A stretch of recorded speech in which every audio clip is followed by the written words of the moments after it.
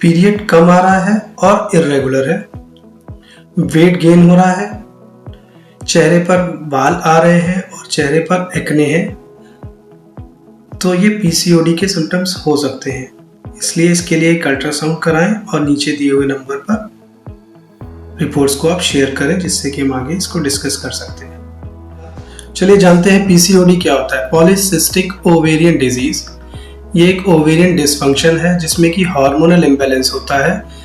ये ovarian failure नहीं है, लेकिन इसमें ओव्यूलेशन नहीं होता, ओवरीज से एग रिलीज नहीं होता और इंसुलिन का रेजिस्टेंस हो जाता है बॉडी में।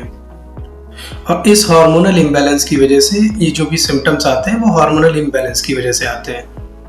अब बात करते हैं पीसीओडी के कॉमन सिम्टम्स। जैसे मैंने आपको बताया, पीरियड का इरेगुलर होना, पीरियड बंद होना या कम आना, वेट गेन होना, फेस पर एक्ने हो, ऑयली स्किन हो, हेयर फॉल हो और फेशियल हेयर का ग्रोथ हो।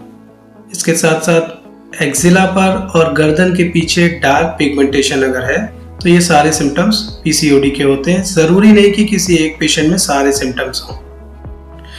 पीसीओडी किस एज ग्रुप में ज़्यादा देखने को मिलती है? तो पीसीओडी का मेन एज ग्रुप है 18 to 45, जिसमें कि मैक्सिमम केसेस जो है वो 20 के अराउंड आसपास मिलते हैं। अब बात करते हैं पीसीओडी में डाइट का रोल। पीसीओडी में डाइट बहुत इंपॉर्टेंस रखता है। शुगर रिच फूड, मैदा, फास्ट फूड, जंक फूड, ये सब इंसुलिन रेजिस्टेंस को बढ़ाते हैं और पीसीओडी को वर्स कर देते हैं। इसलिए ट्रीटमेंट के साथ साथ ये ज़रूरी है कि एक हेल्दी डाइट को फॉलो किया जाए। डाइट के साथ साथ कुछ लाइफस्टाइल चेंजेस करने से भी रिजल्ट बेटर आता है। जैसे कि आप एक्सरसाइज करें, डेली वॉक करें, अपना स्लीप का टाइमिंग सही करें, फूड हैबिट सही करें, मतलब ईटिंग हैबिट्स आप अपनी सही करें, टाइमिंग जो आपके खाने का है वो प्रॉपर करें, स्ट्रेस को मैनेज करें, स्ट्रेस को कम करें मेडिटेशन से, योगा से। पीसीओडी का टाइमली ट्रीटमेंट इसलिए भी ज़रूरी है क्योंकि लॉन्ग रन में इससे हाइपरटेंशन, डायबिटीज़, कोलेस्ट्रॉल, इनफर्टिलिटी, ये सब बीमारियां होने के चांसेस बढ़ जाते हैं।